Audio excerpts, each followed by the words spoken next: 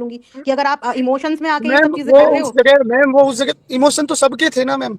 मेरी जो आज भी जो मैंने अपील डाली है, पोल डाला है, उस पोल में जी 65% वो लोग कौन है मुझे आप ये बताइए, जिन्होंने ये बोला कि ले आइए। मैं नहीं लाऊंगा, इस तरफ ऐसा मत सोचिएगा कि मैं इस तरफ ध्यान खींच रहा हूँ, मैं नहीं लाऊंगा। लेकिन जो 65% लोगों ने ये बोला कि ले आइए, वो कौन है? वो ऑडियंस नहीं है क्या? जो सिर्फ बोलती है वही ऑडियंस है क्या? जो सिर्फ नेगेटिव कमेंट या टारगेट करके बातें करती है वही ऑडियंस है क्या? पैनल पर बैठकर बात करने वाले वही ऑडियंस है? मैम, मेरी खड़े शब्द बुरे लग सकते हैं, मैं कड़वे नहीं बोलता, मैं पहले माफी चाहूंगा।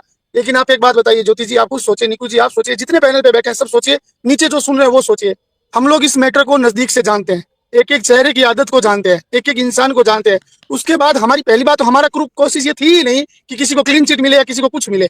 हमारी कोशिश ये थी कि कोई इंसान बस जीने की राह पे चले। आप ये समझ लीजिए, सिर्फ मात्र इतनी कोशिश थी कि काश हमारे थ्रू भी गिर पाए तो भी अच्छी बात है, कोई बात। पहली बात तो अब आप सोचिए कि हम उसके बाद अगर 20 मिनट का व्लॉग बनाते हैं, क्या दिन भर में जितने लोग शब्द बोलते हैं, यहाँ लोग 8-8 घंटे बात करते हैं, क्या दिन भर में जो शब्द बोलते हैं सारे शब्द सही होते हैं उनके? मेरे वीडियो में ऐसा क्या था जो इस स्थिति में इस वीडियो को पहुंचा दिया गया, बताइए आप। मैंने भी ऑडियंस को ही देखा है मैम, इस झगड़े में परेशान ऑडियंस को देखा है। शांति की अपील की थी, कोई रीजन नहीं था मेरा। हम आप कहोगे वैसा आप लोग बना के डाल सकते हैं, हमें क्या क्या चीज है। लेकिन जो आज जो डायरेक्ट इनडायरेक्ट जो चीजें हुई ना, मैं आज के दिन के लिए बहुत दुखी हूँ, मैं इस दिन के लिए बहुत दुखी हूँ। सुनने वाला नहीं था, कोई समझने वाला नहीं था, जिसके लिए आएगा। देखो मैं एक बात कहना चाहती हूँ जेठू जी, आपको आपको प्यार करने वाली पब्लिक नहीं चाहती कि आप इस मैटर में पढ़े, बस इतनी सी है। तो नहीं आप नहीं पढ़ेंगे इमोशनल मैम, हो हमने रहे रिप्लाई हैं कल कुछ। सुबह ही कल सुबह हाँ ही तो हमने बस ये रिप्लाई बात, दे दिया था सबको। हाँ मैं वही तो कह रही हूँ जी। अब जिन लोगों को ये प्रॉब्लम हो रही थी कि ये लोग बीच में क्यों पढ़ रहे हैं, तो इन्होंने अब साफ मना कर दिया है कि ये बीच में नहीं पढ़ रहे हैं। और ज्योति जी आपकी बात हो गई? हाँ जी मेरी हो गई, हाँ मैं समझ प्रीति गई जी आप इनकी बात। बताइए। जी देखो जेठू भैया, मैं ये बोलूंगी कि आपने अपने चैनल पे पोल डाला है और हम रिएक्शन चैनल हैं, हम अपने हिसाब से बता रहे हैं। हमें ऐसा लगता है कि ये मैटर इतना कॉम्प्लिकेटेड है कि इस मैटर में जो छूने की भी कोशिश करेगा ना वो भी गंदा होके बाहर निकलेगा। और जी जहां तक मुझे लगता आप है आपकी सब रिस्पेक्ट करते हैं और कोई नहीं चाहता कि आप पे गंदगी का छींटा भी आए, है ना? तो समझदारी और या बोलिए ये हमारा सजेशन यही कहता है कि आप रहिए दूर जब तक वो अपनी मर्जी से आना ना चाहे, क्योंकि उनके पास खुद में भी एक प्लेटफॉर्म है। और अगर आपको लगता है कि वो अपने प्लेटफॉर्म पे नहीं आ पा रही तो आप उनके प्लेटफॉर्म पे उनको ज्वाइन कर सकते हो। उनका भाई भी है, उनकी भाभी भी है, उनकी फैमिली भी है, ऐसा नहीं है कि उनके कोई नहीं है। बट आप किसी चीज की जिम्मेदारी मत लो। बिल्कुल मैम, बिल्कुल ना, हम तो किसी भी पैनल पे कहीं भी नहीं जुड़ेंगे जी। क्योंकि फिर इतनी ज्यादा गंदगी हो जाएगी ना कि वो संभालनी मुश्किल हो जाएगी। और दूसरी बात ये सच हेलो तो ये है जेठू भाई कि उस हेलो लड़की की अकड़ ही कम नहीं हेलो हो हेलो रही है। एवरीवन, वो खुद रीजन है इतना ज्यादा अपना हेट के लिए। Hello everyone. हाँ जेठू जी हाँ जेठू जी, भैया हैं कि चले गए? आई थिंक उनका कुछ नहीं नेटवर्क हूँ इशू मैम, जेठू है। भैया हूँ बस मैं, आपसे कहीं एक नहीं जाऊँ। छोटा सा सवाल करना चाहेंगे। जी जी एक जी। छोटा सा सवाल हम करना चाहेंगे, बस 2 मिनट अपनी बात हम खत्म करना चाहेंगे। स्टार्टिंग में जब आप 4 वीडियो लेके आए उसके बाद आप शांत हो गए ना? फिर ये पिछले 2 दिन से ये रोना धोना, पब्लिक को ये करना, माफ कर दीजिए, जो भी चीजें थी आपने किया, ठीक है, फिर भी आपकी तरफ लोग अटैक हुए इन 3। देखो जेठू भैया, मैं ये बोलूंगी कि आपने अपने चैनल पे पोल डाला है और हम रिएक्शन चैनल हैं, हम अपने हिसाब से बता रहे हैं। हमें ऐसा लगता है कि ये मैटर इतना कॉम्प्लिकेटेड है कि इस मैटर में जो छूने की भी कोशिश करेगा ना वो भी गंदा होके बाहर निकलेगा। और स्टार्टिंग में जब आप 4 वीडियो लेके आए उसके बाद आप शांत हो गए ना? फिर ये पिछले 2 दिन से ये रोना धोना, पब्लिक को ये करना, माफ कर दीजिए, जो भी चीजें थी आपने किया, ठीक है, फिर भी आपकी तरफ लोग अटैक हुए इन 3 महीनों में। जितना ड्रामा हुआ था, जितना आपको वाईटी तक छोड़नी पड़ गई, सरिता दीदी को वाईटी तक छोड़नी पड़ गई थी, इतना हाँ इस जी हाँ हद तक जी। ड्रामा हो चुका था। बहुत मेहनत से, बहुत मुश्किलों के बाद आपने अपनी इमेज क्लियर की दोनों ने। जब आपकी इमेज क्लियर हो गई, आप साफ सुथरा हट गए थे, तो क्यों बीच में आप आए? ये नया नाटक फिर क्यों शुरू किया आपने? आपने अपनी बनी बनाई इज्जत की ऐसी की तैसी क्यों करवाई, मुझे बता दीजिए। मैं सुबह से देख रही हूँ आपको लोग भर भर के गालियां दे रहे हैं, ठीक है, दे रहे हैं ना? तो उसका रीजन आप क्यों बने? आप तो एकदम किनारे हो गए थे, आप तो शांत हो गए थे, आपकी तो चीजें खत्म हो चुकी थी, फिर आपको क्यों घुसना था इन सारी चीजों में? और फिर जिसका पक्ष लेके आप आए हो, क्या उसके पास प्लेटफॉर्म नहीं है? उसके चेहरे पे कहीं कोई गिल्टी दिखी? भैया और आपके मैंने टाइम उसके भी इतने उन्होंने वीडियो बोला था देखे। क्या? आपके एक सेकंड सपोर्ट एक में तो सेकंड मेरी उन्होंने। बात खत्म कर लेने दीजिए प्लीज। इतने टाइम में मैंने उस लेडी के चेहरे पे कभी कोई गिल्टी नहीं देखी, कभी कोई सिकन नहीं देखी, कभी ये फील ही नहीं हुआ उस लेडी के चेहरे से कि वो अपनी गलतियों को लेकर के गिल्ट में है।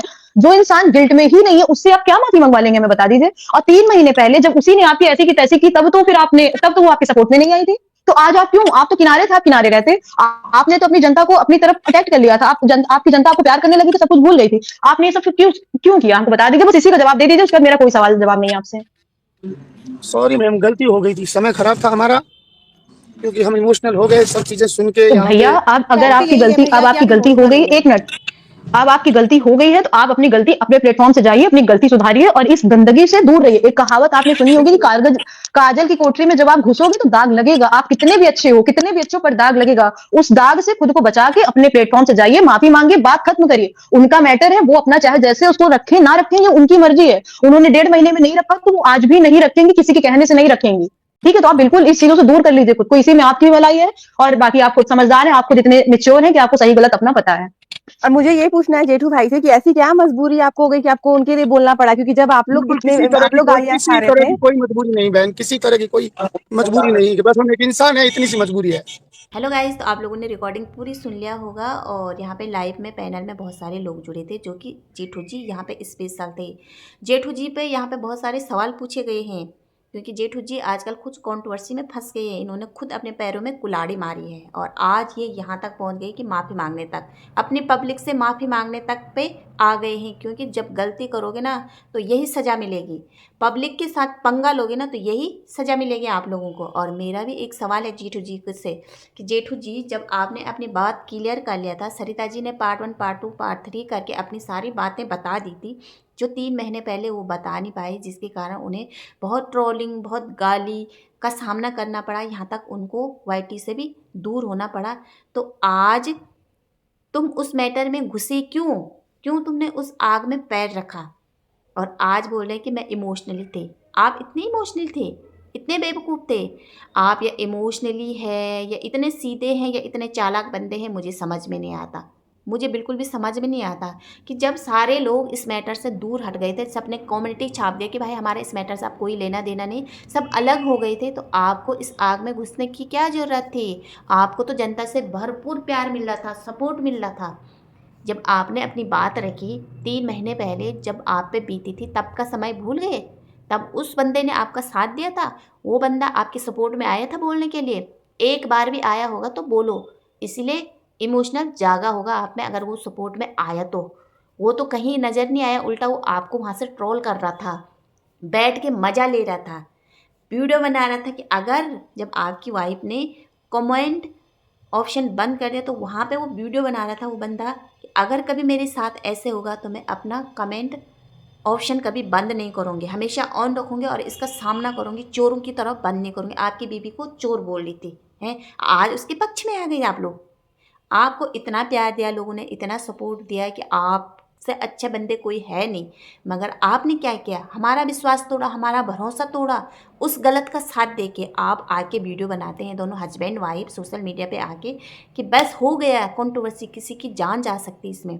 किसकी जान की बात कर रहे हैं? किसकी जान? कि वो बंदा नींद की 2 गोली खाएगा, उसकी बच्ची है, उसकी बच्ची पर इमोशनल जा, उसको अपनी बच्ची पर तरस आया है? उसकी बच्ची पूछेगी, उसके बच्ची का ख्याल उसको तब नहीं आया जब वो इस गंद में पैर रख रही थी, तब नहीं आया है? आपको बड़ा इमोशनल जाग रहा। आप अपने बच्चों का ध्यान दो, दूसरों के बच्चों पे मत देखो, उसके बच्चे है उसके देखने वाले। आप इस गंद में कूदे क्यों? और वो दिन भूल गए जब वो वहाँ पे अपने भैया भाभी के साथ बैठ के ब्लॉग बना रही थी। आपकी बीबी प्रेग्नेंट थी 3 महीने पहले, जाके देखो उसका वीडियो ब्लॉग। वो क्या बोल रही थी अपनी भाभी को कि भाभी आप प्रेग्नेंट हैं, आपको स्पेशल फील कराओ, कि वो आपकी बीबी को सुना रही थी। जब आपकी बीबी ने बोला कि मुझे थोड़ा स्पेशल फील नहीं हुआ, तो वो सुना रही थी कि आपकी बीबी प्रेग्नेंट नहीं है, मैं भी हुई थी प्रेग्नेंट, मेरी भाभी भी है, दुनिया में बहुत सारे लोग, कैसे मजाक उड़ाती रही थी वो आपकी बीबी की प्रेगनेंसी का। वो बातें भूल गई आप? जाके देखो तो आपको भी उस बंदी से नफरत होने लग गई। और यहाँ आपको जो ये ट्रोलिंग का शिकार होना पड़ा ना, जो आपने जब बोला कि ये रोक दो यहाँ पे और उसकी तरफ से मैं माफ़ी मांगूंगी। तुम कौन होते माफ़ी मांगने? हमने बोला तुमको माफ़ी मांगो। जिससे हमें माफ़ी चाहिए वो तो एक बार भी माफ़ी मांगने के लिए नहीं आ रहा, उस बंदी से माफ़ी नहीं मांग रहा जिसके साथ उसने गलत किया है। वो पक्ष सामने आके उसने अपनी बातें तो रखी है, अपनी बातें तो रखी है। ये तो बिल्कुल एटीट्यूड में है, देखा नहीं एटीट्यूड? उसके चेहरे से कहीं नज़र आ रहा है कि उसने कुछ गलत किया है? नज़र आ रहा है आपको कहीं गलत करा? आप उतर गए उनके सपोर्ट में। आज आपको अपनी गलती महसूस हुआ। आप बोले कि 65% लोगों ने बोला कि लाओ उसको लाइव में लाओ। वो इसलिए बोला कि जनता उससे सवाल पूछना चाहती थी कि भाई आपने ऐसे क्यों किया। जो आज छिप रही है ना, छिप तो नहीं रही है, वो अपनी वीडियो लगातार डाल रही है, मगर उसने जो अपना कमेंट ऑप्शन जो बंद कर रखा है ना, जहाँ से पब्लिक उससे कुछ पूछ नहीं सकती है, वो तुम्हारे थ्रू जनता उससे पूछना चाहती थे। अगर हिम्मत है तो बुलाओ, सामना करे पब्लिक का आमना सामना, और जो जवाब मांगेंगे ना, जो सवाल पूछेगी ना पब्लिक, उसका फेस टू फेस जवाब देना होगा उसको, जो उसने हमारे इमोशनल के साथ खेला है ना, और खेलती आ रही है, अभी भी खेलती। पहले जरिया था आशीष जी, और अब जरिया पकड़ लिया उसने अपनी बेटी कि मेरे को ऐसे ही एक्सेप्ट करेंगे, कोई नहीं करने वाला उसको, उसने हमारे इमोशनल के साथ खेला है। अब पब्लिक सब जान चुकी है, ठीक है।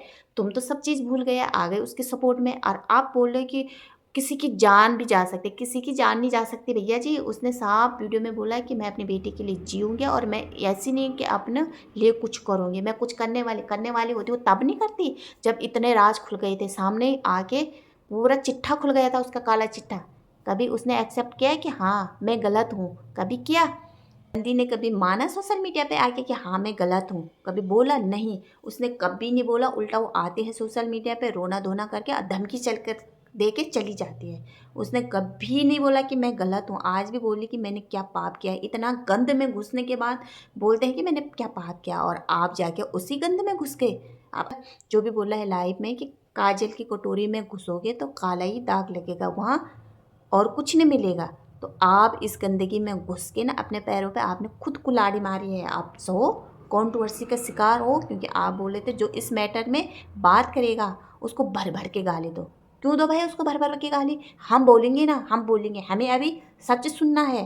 और आप बोल रहे हैं कि 13 दिन के बाद राज खुलेगा, तो पता नहीं 13 दिन के बाद क्या राज खुलने वाला है। 31 तारीख को ये 31 के दिन पूरा मैटर सामने आएगा। तो अब इंतज़ार करते हैं 31 के दिन क्या मैटर सामने आएगा, हमको उसका भी इंतज़ार है। पर जेठू भाई हमें ना आपके साथ नाराज़गी है रहेगी। चलो आपने माना है अपनी बातें कि मुझसे गलती हुई, मैं इतना इमोशनली बंदा हूँ कि हर किसी को इमोशनल देख के मैं पिघल जाता हूँ। चलो आपने सोशल मीडिया पे सामना करने की हिम्मत रखी और लाइव में आके सबसे माफ़ी मांगी, चलो हम आपको माफ़ कर देते हैं। और तो भैया मैं तो बोलती हूँ लास्ट में, जो इस कीचड़ में घुसेगा उसके पैर गंदे होंगे, वो साफ सुथरा नहीं माना जाएगा। इसीलिए इस कीचड़ से दूर रहो, जितना हो सके दूर रहो, और अपना जो सोशल मीडिया पे है वो काम करो। तो आज के वीडियो यहीं पे एंड करते हैं, मिलते हैं नेक्स्ट वीडियो में। अगर वीडियो अच्छा लगा होगा तो प्लीज़ लाइक, सब्सक्राइब और कमेंट जरूर करना। धन्यवाद।